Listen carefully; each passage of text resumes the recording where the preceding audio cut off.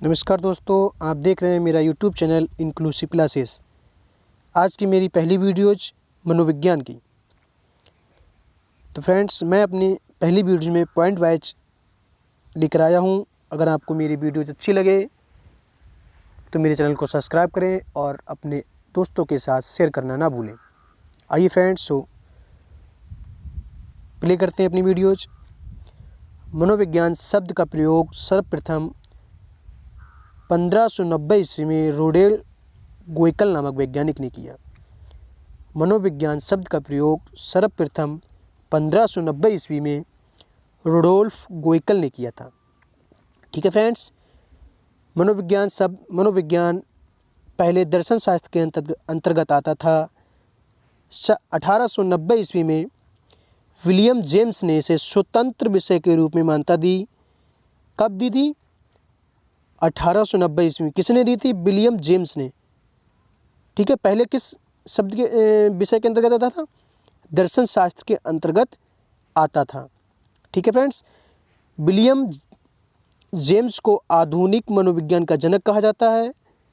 किसको? William James को आधुनिक मनोविज्ञान का जनक कहा जाता है। ठीक है फ्रेंड्स, 1879 ईस्वी में विलियम जेम्स ने प्रथम प्रयोगशाला यूरोप लिपजिंग में, कहाँ पे? लिपजिंग नाम से स्थापित की।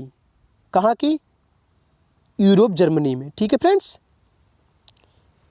वर्तमान मतलब आज के टाइम में इसे कार्ल मार्क्स यूनिवर्सिटी के नाम से जाना जाता है। ठीक है फ्रेंड्स, विलियम वुंश जो थे, उनकी एक महत्वपूर्ण पुस्तक जिसका नाम दास कैपिटल है। परीक्षा में ये इनकी पुस्तक कई बार पूछी गई है, इसे ध्यान रखें। ठीक है फ्रेंड्स, आइए मनोविज्ञान के अर्थ के बारे में चर्चा करते हैं। तो मनोविज्ञान को अंग्रेजी में साइकोलॉजी कहते हैं। क्या कहते हैं? साइकोलॉजी। साइकोलॉजी है वो दो शब्दों से मिलकर बना है, psycho plus लोगस। Psycho plus लोगस। Psycho आत्मा से, सोल मीन्स आत्मा से, और लोगस का अर्थ हुआ स्टडी। स्टडी मतलब अध्ययन करना, अर्थात मनोविज्ञान का अर्थ हुआ आत्मा का अध्ययन करना। क्या हुआ अर्थ? आत्मा का अध्ययन करना। ठीक है फ्रेंड्स, तो मनोविज्ञान का कोई विकास हुआ 4 शताब्दी 5 शताब्दी में इसका विकास हुआ है, बहुत महत्वपूर्ण है। और ये परीक्षा में कई बार पूछा भी गया है, तो हम बताते हैं इसको। मनोविज्ञान आत्मा का विज्ञान है। मनोविज्ञान आत्मा का विज्ञान है। किसका विज्ञान है? आत्मा का। किसने कहा था? 16वीं शताब्दी में इसके जो समर्थक हैं वो प्लेटो, अरस्तु और डेकार्ट है। ठीक है फ्रेंड्स, प्लेटो, अरस्तु एंड डेकार्ट है। ठीक, अब आगे बढ़ते गए, जैसे जैसे हमारा टाइम बढ़ता गया, मनोविज्ञान का विकास भी बढ़ता गया। मनोविज्ञान पहले तो आत्मा का था, अब आत्मा के बाद उसे मन का विज्ञान माना। तो मनोविज्ञान मन का विज्ञान है। कब कहा गया? 17वीं शताब्दी में कहा था। इसके समर्थक जो थे पंपोलॉजी थे। कौन थे? पंपोलॉजी। ठीक है फ्रेंड्स, पहले आत्मा, उसके बाद मन, अब किसके हुआ? मनोविज्ञान चेतना का विज्ञान है। आगे चल के अब वो चेतना के बारे में इसकी बहुत सारी खोज हुई थी, चेतना का विज्ञान माना गया था, और 19वीं शताब्दी में से चेतना का विज्ञान माना गया था। ठीक है, जिसके समर्थक विलियम जेम्स एंड वाइस और एक शैली थी। ठीक है, ठीक फ्रेंड्स, आगे बात करते हैं। अब ये हमारी 19वीं शताब्दी हो गई। 19वीं शताब्दी के आगे चल के इन्होंने विकास हुआ इसका 20वीं शताब्दी। 20वीं शताब्दी में मनोविज्ञान को व्यवहार का विज्ञान माना गया। किसका? व्यवहार का विज्ञान माना था। कब माना था? 20वीं शताब्दी में। समर्थक इसके वाटसन थे। ठीक है फ्रेंड्स, अब ये मैंने एक पॉइंट छोड़ दिया, मनोविज्ञान चेतना का विज्ञान है।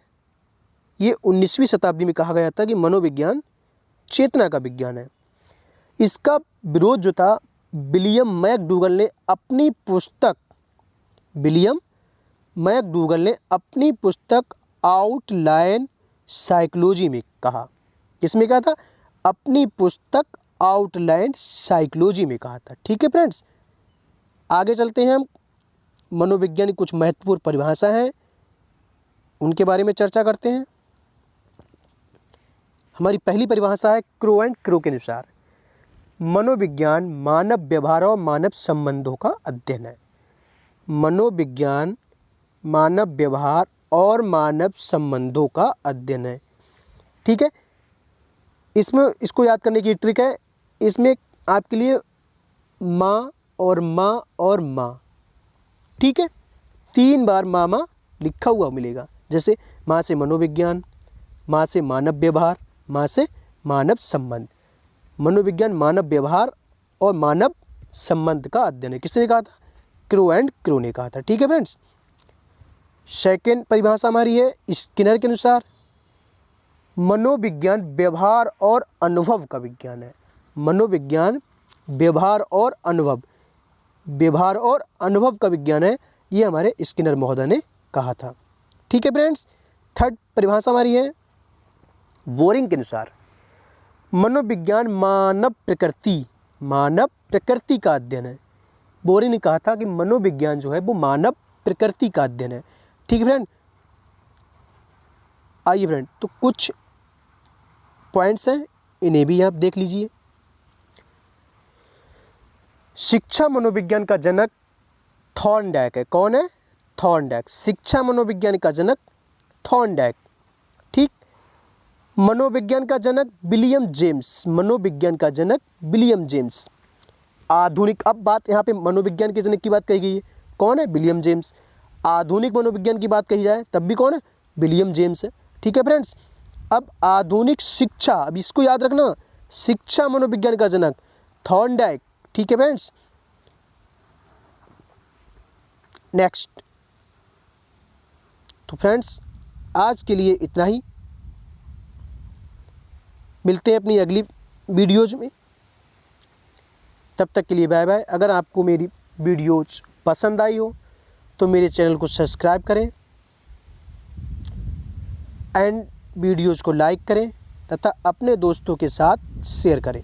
ठीक है फ्रेंड्स, धन्यवाद।